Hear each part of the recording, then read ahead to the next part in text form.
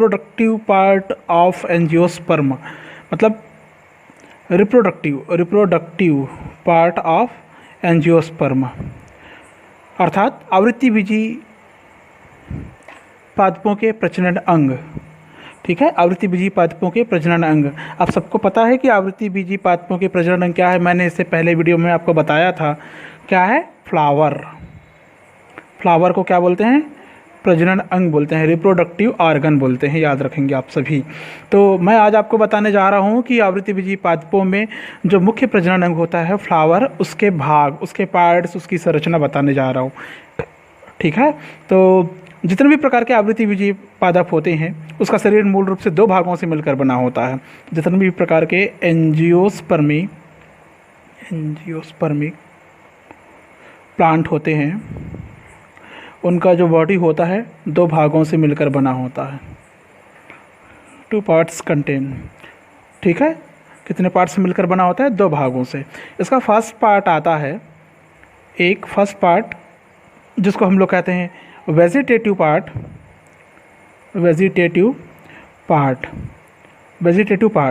ठीक है, और सेकेंड पार्ट इसमें आता है जिसको हम लोग कहते हैं रिप्रोडक्टिव पार्ट।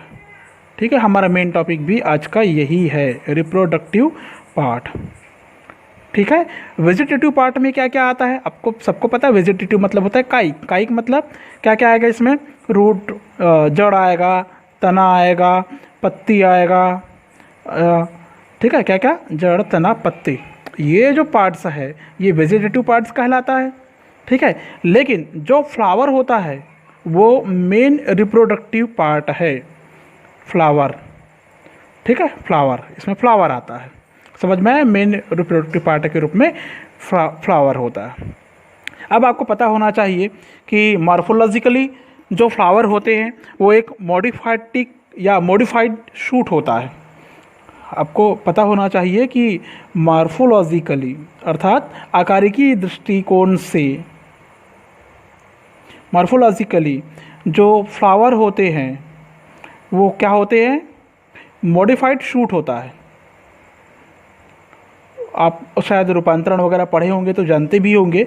मॉडिफाइड शूट अर्थात रूपांतरित प्ररोह होता है। रूपांतरित प्ररोह मतलब तना, इसका मतलब तना होता है, शूट मतलब तना। ठीक है, अब हम लोग जाते हैं इसके पार्ट्स में। क्या क्या पार्ट्स इसमें मिलते हैं हमको? क्या क्या पार्ट्स मिलते हैं हमको फ्लावर में? क्या क्या पार्ट्स मिलते हैं?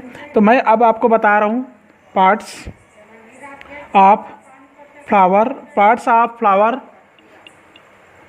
फ्लावर। ठीक है, क्या क्या क्या फ्लावर मिलते हैं इसमें? सबसे बाहर का कैलिक्स, बाह्यदल पुंज और कोरोला,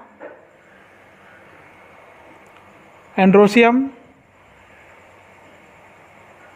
जाइनेसियम। ठीक है, कैलिक्स, कोरोला, एंड्रोसियम, जाइनेसियम, बाह्यदल पुंज, दलपुंज, पुमंग और जायांग। इस प्रकार की संरचना इस पे मिलती है जिसको हम लोग बाह्यदल चक्र भी कहते हैं, दल चक्र कहते हैं इसको, पुमंग और जायांग तो आप सभी जानते हैं। ठीक है, तो मैं धीरे धीरे पूरे डिटेल में जा रहा हूँ। ठीक है, अब हम लोग देखते हैं एक पुष्पी काट की संरचना, एक फ्लावर की संरचना देखेंगे। उसका एलेस देखेंगे, लांजवर सेक्शन या एलेस, लंबवत काट बोलते हैं जिसको। बट ध्यान से देखेंगे, बहुत इजी स्ट्रक्चर है इसका।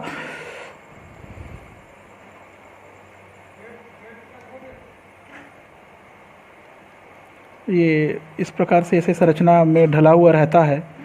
ठीक है, ये जो संरचना, ये जो स्ट्रक्चर आपको दिखाई देता है, मोटा फूला हिस्सा, फिर इस मग्गे के सुराही के समान, फिर ये फिर से मोटा सा फूला हिस्सा, ये जो संरचना बनती है ये पूरा का पूरा मादा जननांग का पार्ट बनाता है। ये क्या बनाता है? बीचों बीच का मादा जननांग का पार्ट बनाता है। ठीक है, इसका नाम आता है, इसको बोलते हैं हम लोग स्टिग्मा। क्या बोलते हैं? स्टिग्मा बोलते हैं। ये वाले पतली सुराही समान संरचना है इसको बोलते हैं स्टाइल, वर्तिका बोलते हैं इसको। ठीक है, और जो मोटी फूली संरचना है इसको बोलते हैं हम लोग ओवरी। क्या बोलते हैं? ओवरी कहते हैं। तीनों को एक साथ मिलाकर पिस्टिल कहते हैं। क्या कहते हैं? पिस्टिल कहते हैं। ध्यान में रखोगे आप लोग, कार्पल या पिस्टिल कहते हैं। कार्पल भी लिख देता हूँ मैं आपके लिए, कार्पल या पिस्टिल, जिसको स्त्री केसर कहते हैं हम लोग। क्लियर हो गया? ठीक है, अब क्या होता है, इस प्रकार की इसमें लगातार छोटे छोटे हल्का हल्का इसमें मॉडिफिकेशन मिला हुआ रहता है। इस प्रकार की संरचना आप लोगों ने देखे होंगे फ्लावर में, किसी भी प्रकार के फ्लावर को हाथ में लेकर देखना, कुछ ऐसी ही संरचना, ऐसी ही स्ट्रक्चर आपको आसानी से बड़े स्मूथ तरीके से आपको दिखाई देगा। ठीक है,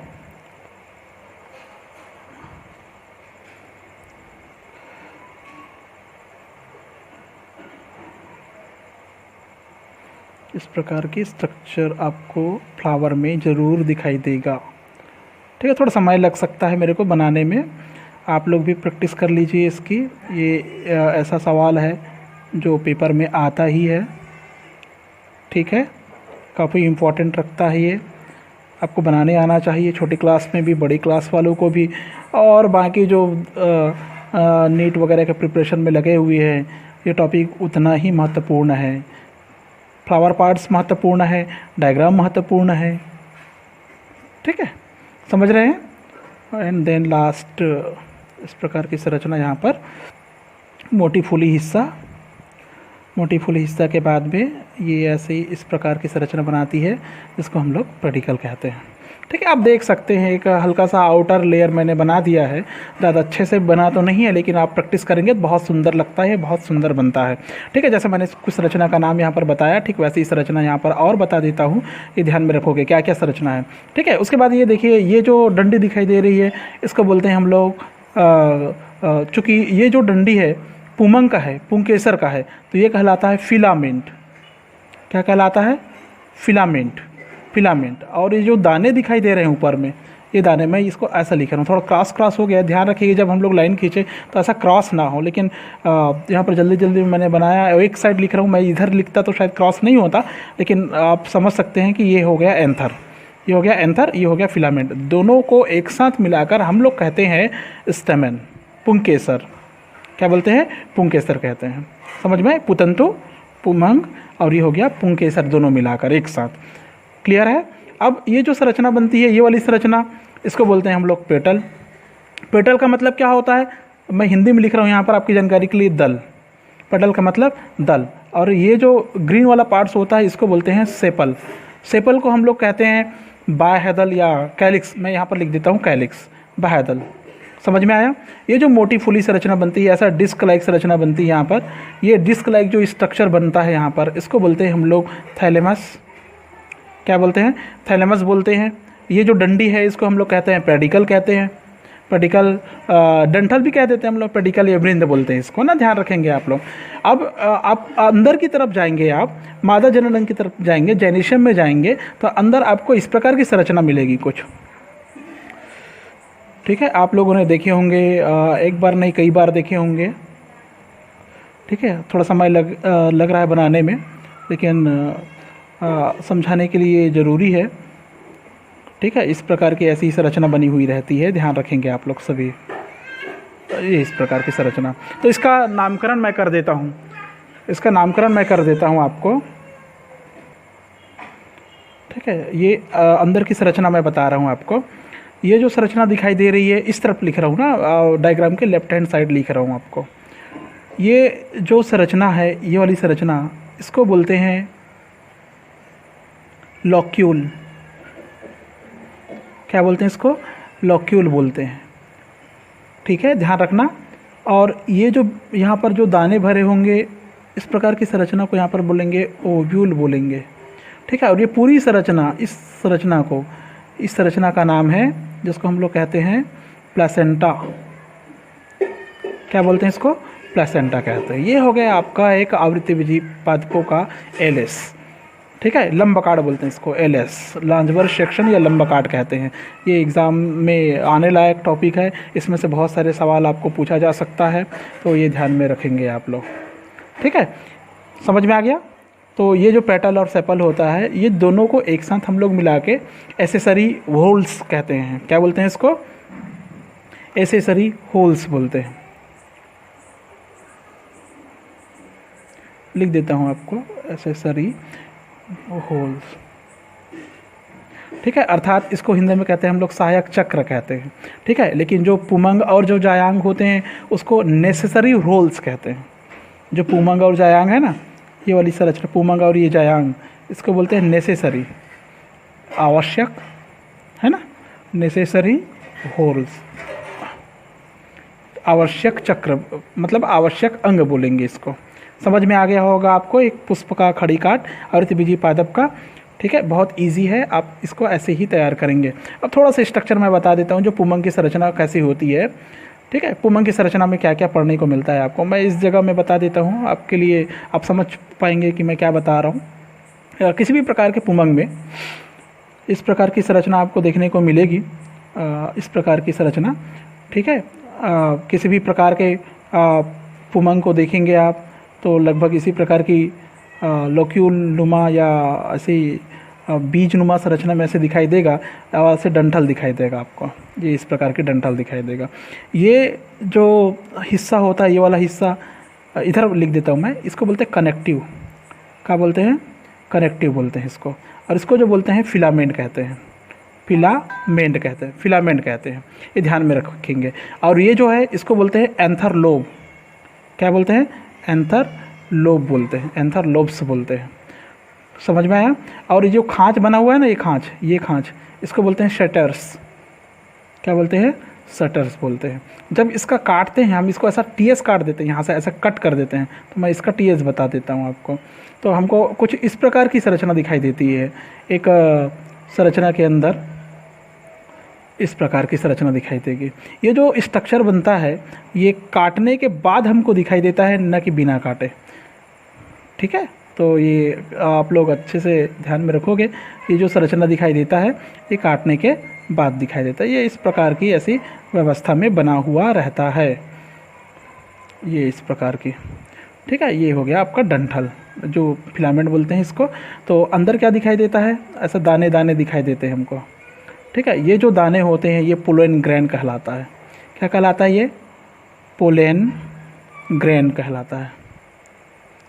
ठीक है, और ये जो चेम्बर बनता है, ये वाला कोष्ठक, ये जो चेम्बर है इसको पोलन चेम्बर कहते हैं, पोलन चेम्बर कहते हैं। ठीक है, जैसे यहाँ पर पुमंग की संरचना देखें, पुंकेसर की संरचना, तो मैं यहाँ पर थोड़ा सा ओवरी की संरचना भी बना देता हूँ, ये इधर जगह है यहाँ पर बना देता हूँ। ठीक है, ओवरी की संरचना बना देता हूँ। ओवरी की संरचना में आप लोगों ने ये वाला जो संरचना देखे, इसी को ओवरी कहते हैं या अंडप कहते हैं, ओव्यूल की संरचना कहते हैं। ठीक है, तो मैं इसको बना देता हूँ, देख लीजिए। ये हो गया वर्तिकाग्र, और ये ऐसे डंडी छड़ी के रूप में ऐसे नीचे आती है, और यहाँ पर ऐसे फूल से जाती है, ऐसा फूली संरचना बनाती है इस प्रकार की। ये फूली संरचना कहलाता है ओवरी या अंडाशय। क्या कहलाता है? ओवरी या अंडाशय। और जो अंडाशय या ओवरी जिस आधार में ऐसा जुड़ा हुआ रहता है, ऐसा इस जुड़े हुए भाग को हम लोग कहते हैं थैलेमस। अभी पढ़े थे ना आप लोग, थैलेमस। पुष्पासन बोलते हैं जिसमें। ठीक है, पुष्पासन के ऊपर जो ये घड़ीनुमा संरचना है, इसी का नाम है ओवरी। क्या है? ओवरी। इसके अंदर क्या मिलता है आपको? बीजांड मिलता है, कुछ इस प्रकार के स्ट्रक्चर में आपको बीजांड मिलता है। ये पूरा ऐसे आया रहता है, ये इस प्रकार के स्ट्रक्चर में बीजांड मिलता है। ये ऐसा एक न्यूसेलस बड़ा सा भ्रूणपोष बोलते हैं इसको। ये होता है स्टाइल या वर्तिका, और ये होता है स्टिग्मा या वर्तिकाग्र होता है। ठीक है, ये संरचना हो गया नरजनन अंग अर्थात पुंकेसर का। और ये जो संरचना मैंने अभी बताया ये हो गया जायांग का, जाइनेशियम का। ये क्या है? नामकरण आप लोग को करना जरूरी है, नाम जरूर लिखे डायग्राम बनाने के बाद में। मैं नहीं लिखा हूँ इसका मतलब ये नहीं कि आप नहीं लिखेंगे, नाम लिखना जरूरी है। तो इसमें क्या लिखेंगे आप लोग? ये डायग्राम करके अंडप की संरचना या जायांग की संरचना ऐसा लिखेंगे, पुमंग की संरचना लिखेंगे आप, पुंकेसर की संरचना, पराकोस की संरचना लिखेंगे। और ये क्या है? आवृत्तिबीजी पादप का एलएस काट है, लंबवत काट है। समझ में आया?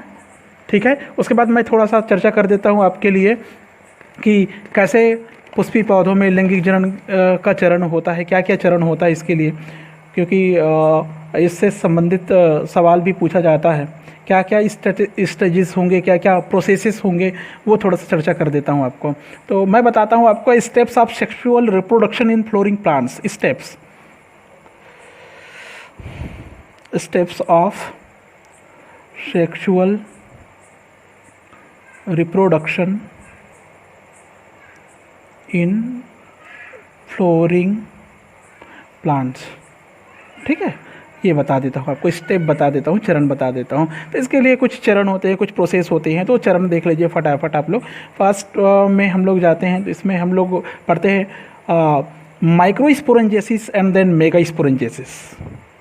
माइक्रो स्पोरेंजिनेसिस जिनेसिस पहला, और दूसरा है इसी में एंड मेगास्पोरेंजेसिस जेनेसिस, मेगा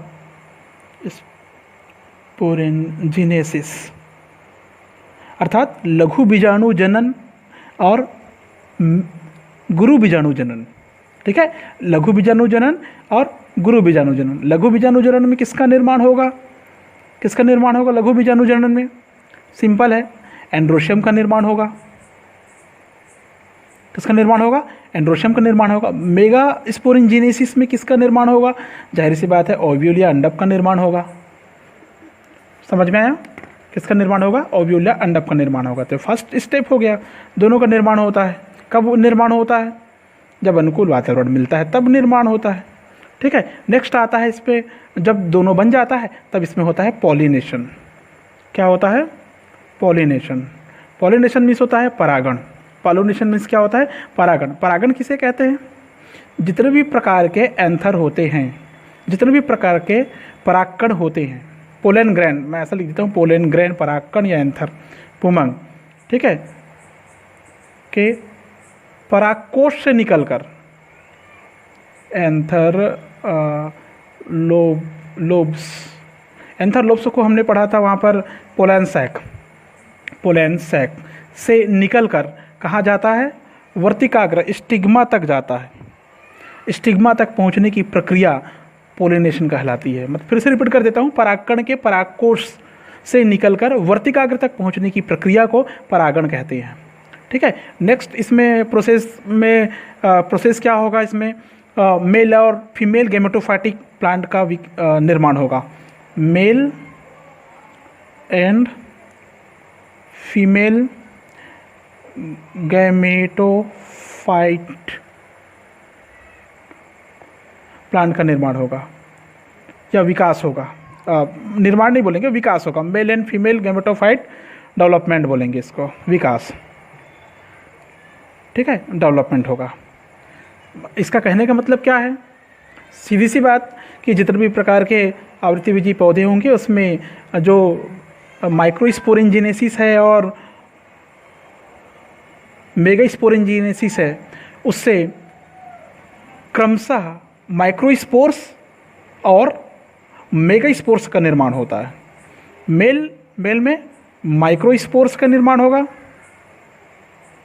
और फीमेल में मेगास्पोर्स का निर्माण होगा।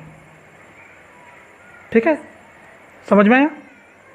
इसके निर्माण के बाद इसका डेवलपमेंट होगा, दोनों का। समझ में आया? अब बोलेंगे हम लोग, जो मेल माइक्रोस्पोर होता है, आप जो मेल गैमेटोफाइट होता है, नर युग्मकोद्भिद होता है, उसका विकास एंथर के अंदर होता है।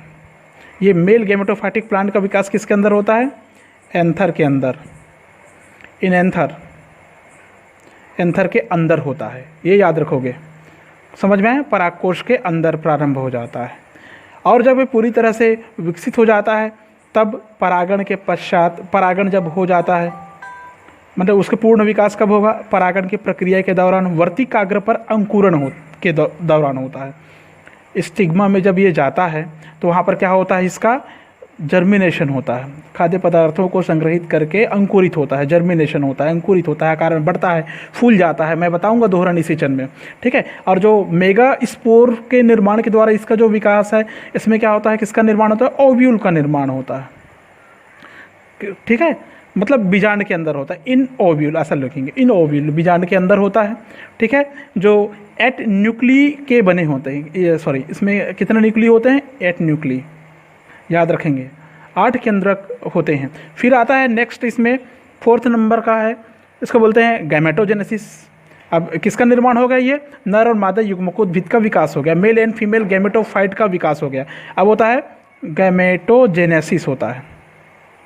क्या होता है? गैमेटोजेनेसिस, युग्मक जनन होता है। जब पूरी तरह से विकसित हो जाते हैं तब जो मेल गैमेटोफाइट होते हैं उसके जनरेटिव सेल्स के द्वारा, किसके द्वारा? Male gametophyte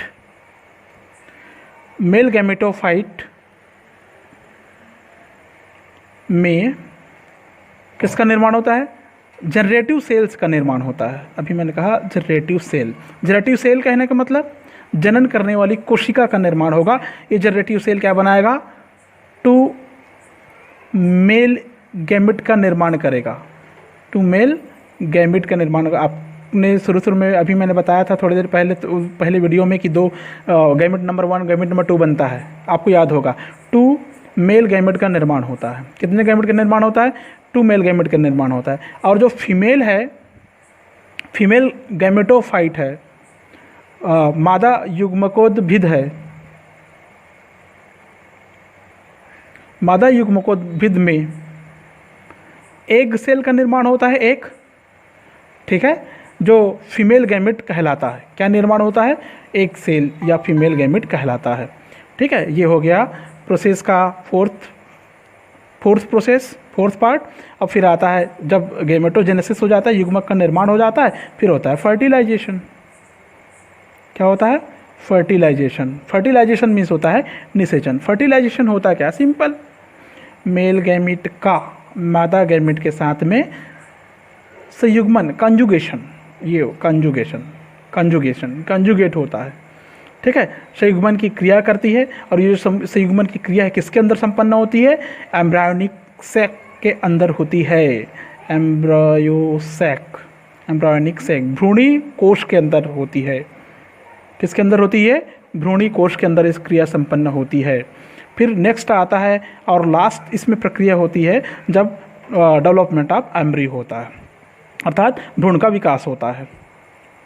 development of embryo भ्रूणी कोश में, है ना, भ्रूण कोश में या भ्रूणी कोश में कंजुगेशन की प्रक्रिया हुई। कंजुगेशन की प्रक्रिया के पश्चात एम्ब्रियो बनता है। ठीक है, एम्ब्रियो बनता है, दोनों मिला, दोनों के मिलने से क्या बना? इस प्रक्रिया में, इस समय दोनों के मिलने से क्या बनेगा? जाइगोट बनेगा, युग्मनज बनेगा। क्या बनेगा? जाइगोट या युग्मनज बनेगा। ठीक है, या हम लोग कहते हैं फर्टिलाइज्ड एग से, फर्टिलाइज्ड एग से क्या बनेगा? जाइगोट का निर्माण होगा। समझ में आया? जाइगोट का निर्माण होगा। अब जाइगोट से क्या बनेगा? एम्ब्रियो बनेगा। जाइगोट से क्या बनेगा? एम्ब्रियो बनेगा। जाइगोट से एम्ब्रियो बनेगा। ठीक है, ये एम्ब्रियो धीरे धीरे करके क्या होगा? मैच्योर होगा, परिपक्व होगा। परिपक्व किसके अंदर होगा? एंडोस्पर्म के अंदर होगा, भ्रूणपोष।